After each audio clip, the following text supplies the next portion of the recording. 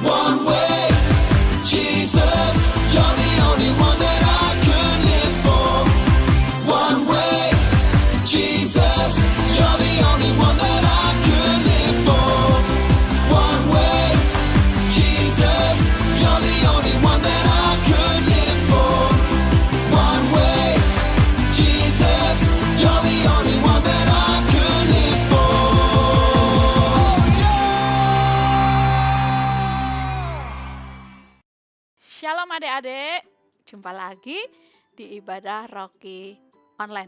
Oh ya, kita sudah masuk bulan Desember nih adik-adik. Sebentar lagi tahun 2020 berakhir. Tapi kita bersyukur ya, Tuhan baik, Dia setia. Kita masih mendapat kasih karunia Tuhan sampai saat ini. Nah adik-adik, sudah selesai ulangan kan? Ayo, siapa yang sudah selesai ulangan? Atau bahkan ada yang sudah terima rapot? Pasti nilainya bagus-bagus deh, kakak percaya. Anak-anak Rocky, anak-anak yang hebat. Nah, sekarang waktunya untuk mendengarkan firman Tuhan. Jangan lupa ya, Alkitabnya, buku catatannya, alat tulisnya ya. Tapi sebelumnya, kakak mau ajak adik-adik berdoa dulu. Oke? Sikap doa, lipat tangan, tutup mata. Kita bersyukur karena Tuhan Yesus baik. Ayo kita berdoa. Kami mengucap syukur Tuhan untuk pagi hari ini kami boleh kembali menikmati sukacita bersama dengan Tuhan di dalam ibadah Rocky Online. Terima kasih Tuhan, sebentar kami akan mendengarkan firman Tuhan. Kami minta Roh-Mu yang kudus untuk mengurapi kami Tuhan. Terima kasih Bapa, hanya di dalam nama Tuhan Yesus kami mengucap syukur dan kami siap untuk belajar firman-Mu pada pagi hari ini. Haleluya, amin. Nah adik-adik, kita baca ayat kita hari ini diambil dari Lukas 6. Ayat berapa Kak? Kakak sih bacanya mulai ayat 14 sampai 23. Tapi yang akan kita bahas ada di Lukas 6 ayat 22 dan 23. Ayo, sudah ketemu belum? Oke? Sip, kita baca sama-sama yuk. 1, 2, 3. Lukas 6 ayat 22 sampai 23. Berbahagialah kamu jika karena anak manusia orang membenci kamu, dan jika mereka mengucilkan kamu dan mencela kamu, serta menolak namamu sebagai sesuatu yang jahat. Bersukacitalah pada waktu itu dan bergembiralah, sebab sesungguhnya upahmu besar di surga, karena secara demikian juga nenek moyang mereka telah memperlakukan para nabi. Amin. Ini firman Tuhan. Kalau kakak mau kasih judul sharing hari ini, kakak kasih judul siapakah yang bertahta di dalam hatimu. Nah adik-adik, kakak mau tanya nih, kalau kakak bilang tahta, apa yang di dalam pikiran adik-adik coba? Kalau bilang tahta itu, apa coba? Yang pertama pasti tahta itu tempat duduk yang megah, mungkin bisa terbuat dari gading atau emas, pokoknya tempat duduk yang megah. Terus ada raja yang duduk di situ, ya kan? Kalau bicara tahta pasti ada raja yang duduk di situ. Karena tahta itu adalah tempat di mana seorang raja duduk dan berbicara kepada umatnya, kepada rakyatnya. Nah, tahukah adik-adik bahwa di dalam hati kita semua ada tahta? Tapi bukan berarti di dalam hati kita ada tempat duduk yang besar, ada raja yang besar. Bukan, ini suatu kiasan bahwa di dalam hati kita ada seorang raja yang memerintah di dalam hati kita. Ayo, adik-adik tahu siapa raja itu? Ayo. Betul, Tuhan Yesus. Kalau adik-adik percaya menerima Tuhan Yesus sebagai Tuhan dan Juru Selamat pribadi adik-adik, berarti adik-adik sudah menjadikan dia seorang raja di dalam hati adik-adik semua. Ayo, siapa di sini yang percaya bahwa Tuhan Yesus sudah menyelamatkan kita? Tuhan Yesus sudah bangkit bagi kita. Tuhan Yesus sudah mengampuni, menebus dosa kita. Ayo, angkat tangannya. Semuanya sudah ya. Ya, hebat kalian. Berarti Tuhan Yesus sebagai raja di dalam kehidupan kita semua. Dia yang bertahta di dalam hati kita. Betul nggak adik-adik? Kalau Tuhan Yesus yang bertahta, gimana dong? Ayo, Kalau Tuhan Yesus yang bertahta berarti siapa yang memerintah hidup kita? Berarti Tuhan Yesus yang memerintah hidup kita. Di mana Kak perintahnya Tuhan Yesus? Di mana? Ayo. Betul sekali, adik-adik pasti sudah tahu. Selalu diulang-ulang, firman Tuhan, perintah Tuhan ada di dalam firman-Nya. Firman-Nya ada di dalam Alkitab. Siapa yang rajin baca Alkitab tiap hari? Tunjuk tangan. Wih, hebat semuanya. Adik-adik semuanya yang di rumah semuanya rajin membaca Alkitab. Walaupun sehari cuma misalnya 1 ayat saja, tidak apa-apa. Bagus. Adik-adik yang masih kecil, kalau belum bisa baca, kan bisa diceritakan sama mama atau papa. Ya kan? Zaman sekarang nggak ada alasan nggak baca Alkitab. Semuanya sudah tersedia. Bisa Alkitab suara, bisa bergambar. Banyak deh. Ya. Nah, Tuhan Yesus yang bertahta dalam hati kita berarti segala sesuatu yang kita lakukan, yang kita kerjakan, yang kita pikirkan sesuai dengan kehendak Tuhan. Kehendak Tuhan yang didapat di dalam firman-Nya, yaitu di dalam Alkitab. Nah, tahukah adik-adik, selain Tuhan Yesus, ada juga loh yang pingin duduk di tahta kita. Ayo, adik-adik tahu enggak? Ayo, siapa? Hah? Ada yang tahu? Oh, betul. Setan. Ngeri enggak coba kalau setan yang duduk di tahta kita? Aduh, setan itu di dalam firman Tuhan dikatakan dia adalah bapa segala dusta. Oh, berarti kalau setan ada di dalam hati kita, oh, kita jadi yang jahat.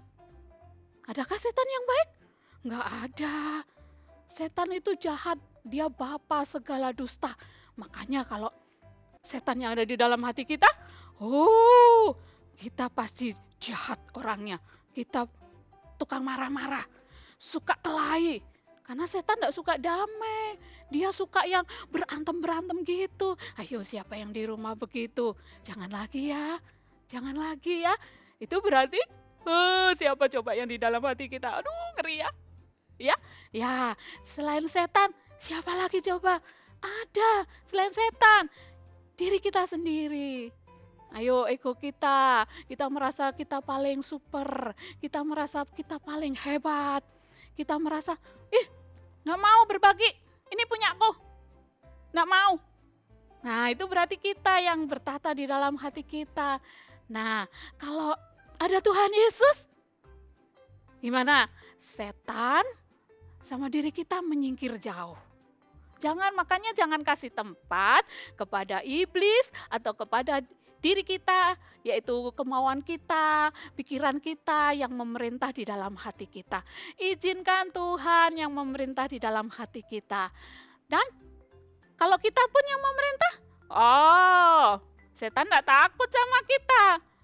Dia banyak tipu muslihatnya untuk mengalahkan kita. Setan pasti bisa menang lawan kita kalau kita yang memerintah. Makanya Tuhan Yesus, bagaimana sih Kak mengundang Tuhan Yesus masuk dalam hati kita? Apa secara otomatis gitu? Enggak adik-adik. Tuhan Yesus masuk di dalam hati kita kalau kita yang mengizinkan, kalau kita yang mengundang Dia masuk di dalam hati kita.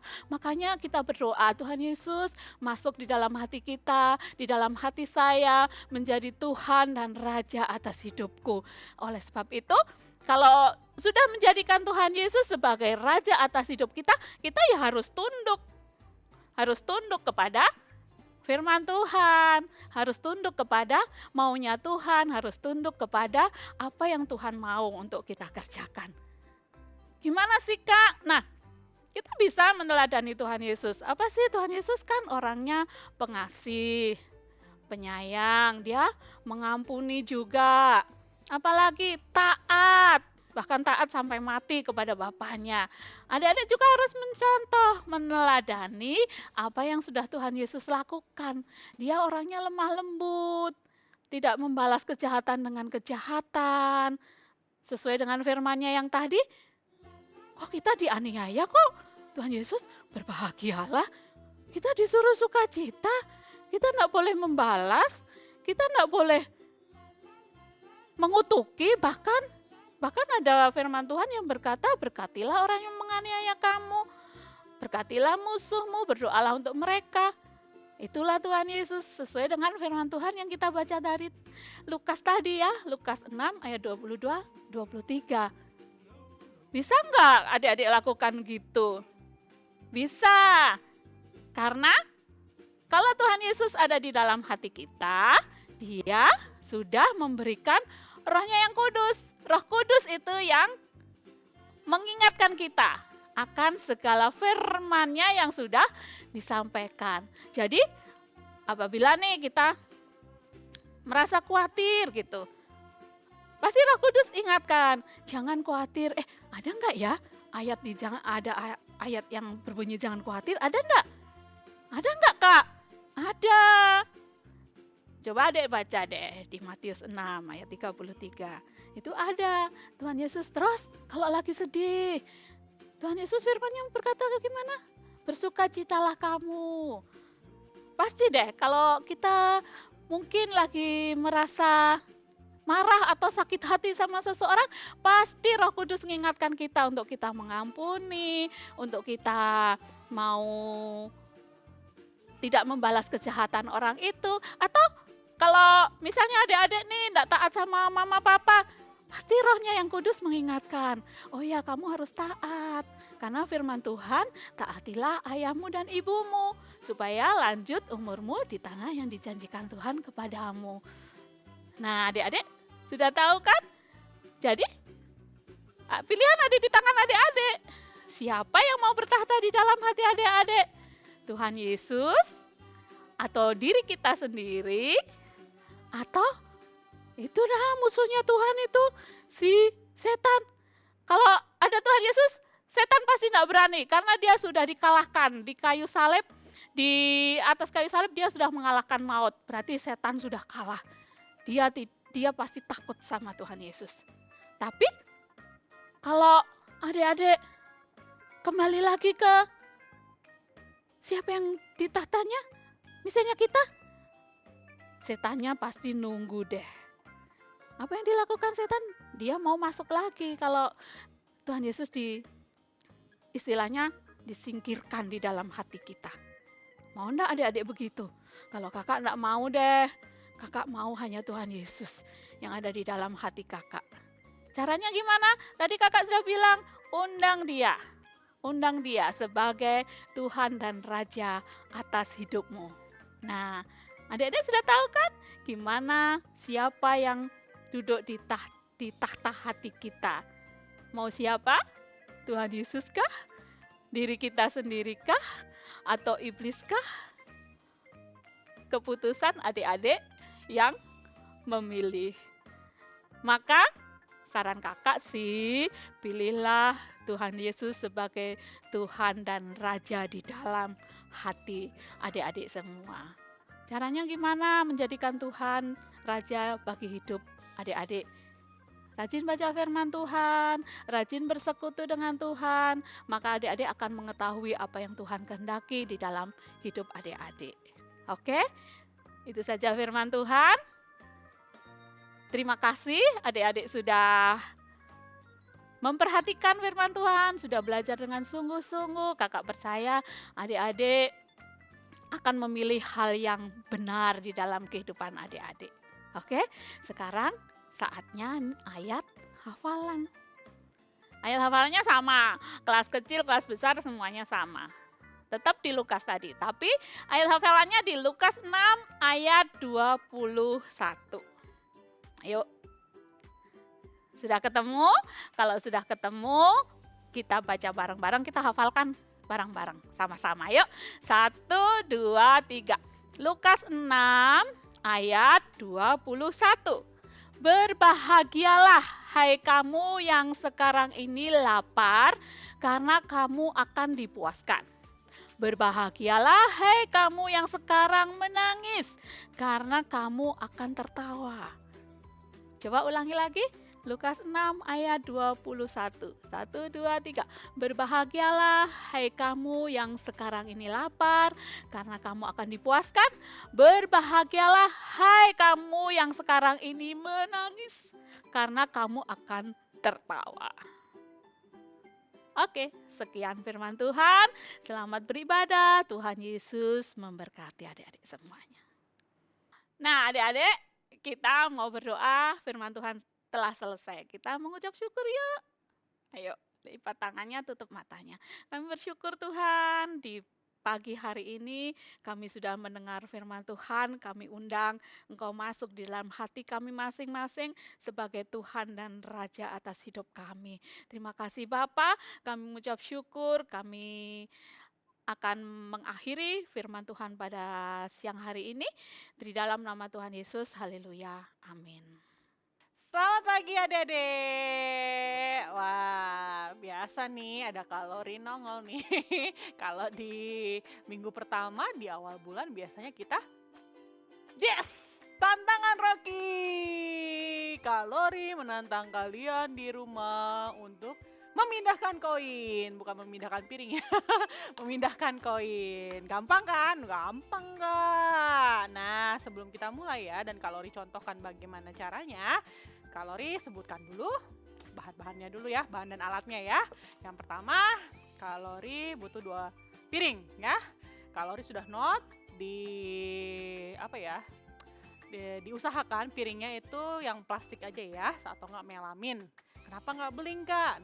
Nah, kalian kan karena memindahkan koin, takutnya nanti dia berbunyi atau mungkin terjadi sesuatu, nanti piringnya pecah dan lain-lain. Kalori menjaga itu. Jadi lebih baik plastik aja ya adik-adik. Ya, di sini kalori ada 2 ya, piring plastik. Yang berikutnya kita perlu koin ya. Ada 10 koin, 5 koin uang Rp500 dan 5 uang koin Rp1.000 ya. Disarankan pakai yang ini ya adik-adik, tapi kalau mau papa nggak dapet ya sudah nggak apa-apa, pakai yang 200 sama 100. Pokoknya jumlahnya 5 jadi total 10 ya. Dan juga kalori butuh 2 tusuk gigi. Nah, ini kan kalian tadi mindahin koin gampang. Tidak semudah itu adik-adik. Tantangannya adalah memindahkan uang koinnya dengan tusuk gigi. Gimana caranya? Yuk, kalori coba dulu ya. Oke, kita atur dulu posisinya koinnya. Aturnya terserah ya. Terserah boleh. Bagaimana acak mau 500-an atau 5.000-an atau enggak diacak nggak apa-apa ya, pokoknya jumlahnya 10 koin ya. Caranya adalah kalian menggunakan tusuk gigi ini untuk mengangkat koin dari piring satu ke piring satunya ya, dipindahkan. Contohnya kayak gini nih ya. Nah ya begitu, diangkat ya adik-adik, diangkat koinnya, diangkat. Nih kalori angkat kan. Nah, nggak boleh piringnya didekatkan, terus kalian dorong begini terus pindahin ya. Itu nggak boleh ya. Kalaupun nanti kalori dapat yang seperti itu, kiriman video seperti itu, mohon maaf walaupun kalian dengan posisi waktu yang tercepat, tapi mohon maaf ya, kalori tidak bisa pilih menjadi pemenang. Jadi harus sesuai dengan apa yang kalori perintahkan ya, koinnya diangkat ya dengan menggunakan tusuk gigi. Oke, siap? Siap? Kalori siap di sini. Yuk, Kak Icat akan kasih waktu. Nah, feelingnya kalori sih, kalori bakal kalah sih dari kalian, tapi nggak apa-apa ya. Kalori kan kasih contoh, walaupun kalori kalah, is okay. Kalori tetap sukacita ya. Yuk, kita mulai. Kak Icat siap ya untuk waktunya. Yuk, 1, 2, 3. Kalori.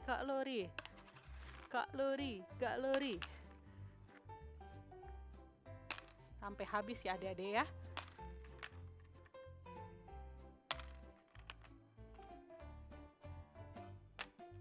Aduh, licin. Jangan jatuh. Kalau jatuh keluar, ulang lagi ya adik-adik. Jatuhnya harus pas di piring satunya ya. Nah, ya. Tada! Kalori selesai. Ingat ya, pakai tusuk gigi. Nggak boleh, ini nih, ditahan pakai jari kalian ya. Harus benar-benar ngangkatnya pakai tusuk gigi ya. Nih, ya, kelihatan nggak ya? Kak Icat nanti zoom ya. Nih kayak begini ya. Jadi tangan kalian free, tidak boleh ada sentuh tangan nih. Kan tangan kalori jauh nih ya. Nah, gitu ya, diangkat. Tidak sentuh tangan, pakai sikat gigi. Pakai sikat gigi. Tusuk gigi. Kalori ingetnya sikat gigi aja tiap pagi. Tusuk gigi masuk kalori ya. Oke. Ingat ya, adik-adik. Kategori pemenang adalah dengan waktu tercepat dan sesuai dengan arahan yang Kak Lori contohkan. Koin diangkat dari piring satu ke piring satunya menggunakan tusuk gigi dan tidak tersentuh tangan. Jadi benar-benar diampit pakai tusuk gigi dan jangan didorong ya. Oke, Kak Lori akan memilih berapa ya? Berapa Kak Icat? Enaknya Kak Icat? Oh, 5 kata Kak Icat. Kak Icat 5. Oh, sponsor kah Kak Icat hadiahnya? Enggak ya, dari Rocky ya buat kalian. Jangan lupa Mama Papa videokan dari awalnya sudah tersusun. Jadi dihitung saat kalian pindahkan ya. Koinnya tata dulu, baru waktu berjalan pas kalian memindahkan ya. 10 koin selesai. Oke, adik-adik, mudah kan? Mudah. Kalori yakin kalian pasti pada bisa lah. Dan pastinya lebih cepat dari Kalori. Oke, sip. Kalori tunggu ya. Sampai jumpa di tantangan berikutnya. Bye-bye.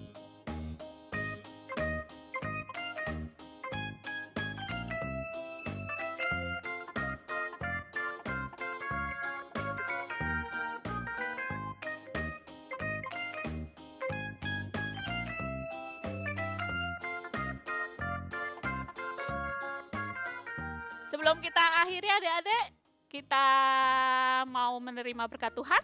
Kakak ajak adik-adik berdiri. Buka tangannya.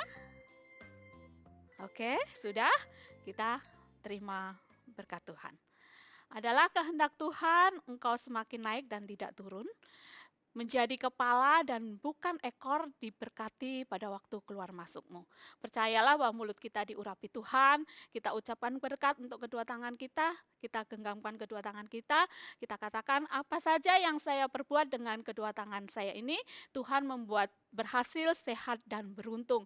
Sekali lagi, apa saja yang saya buat dengan kedua tangan saya ini, Tuhan membuat berhasil, sehat dan beruntung. Apa saja yang saya buat dengan kedua tangan saya ini, Tuhan membuat berhasil, sehat, dan beruntung. Terimalah berkat Tuhan adik-adik. Tuhan memberkati engkau dan melindungi engkau. Tuhan menyinari engkau dengan wajahnya dan memberikan kepadamu kasih karunia-Nya. Tuhan menghadapkan wajahnya kepadamu dan memberikan damai sejahteranya dari sekarang sampai selama-lamanya. Di dalam nama Tuhan Yesus yang diberkati katakan amin. Nah, wah udah kalori. Berarti tandanya kita sudah mau selesai ya ibadah Rocky. Wah kalori sih masih mau berlama-lama, masih mau bersuka cita juga, masih mau ngobrol sama kalian, nggak mungkin kan? Karena kalian di rumah kalorinya di sini ya. Nah sebelum kalori akhiri ibadah pagi hari ini, kalori mau nanya seperti biasa. Tadi Kak Deborah cerita apa ya? Tahta, raja. Betul. Tadi juga ada pertanyaan nih. Kalori juga mau nanya sama kalian. Ayo, siapa yang kalian pilih untuk bertahta di hatimu? Kayaknya tadi ada 3 ya. Siapa aja tuh? Tuhan Yesus, diri kalian sendiri, sama ya serem-serem itu loh, yang bapak segala dusta itu. Iya betul, setan. Nah dari 3 itu yang berhak memilih adalah kalian sendiri ya. Kalau tentunya anak Rocky semua pasti memilih Tuhan Yesus ya, yang bertata di hati kalian. Gimana caranya? Nah tadi Kak Deborah sudah kasih tahu. Undang Tuhan Yesus masuk untuk duduk dan bertahta di hati kita. Caranya lagi, rajin baca Alkitab dan juga rajin bersekutu dengan Tuhan Yesus. Ya, melalui doa, melalui mesbah, puji-pujian, dan juga jangan lupa melalui firman Tuhan yang ada di Alkitab. Betul, semuanya menyimak, semuanya fokus kalori gembira. Wah, tepuk tangan dulu dong buat kalian. Oke, selesai ibadah hari ini. Sampai jumpa minggu depan. Happy Sunday adik-adik. God bless you. Bye-bye.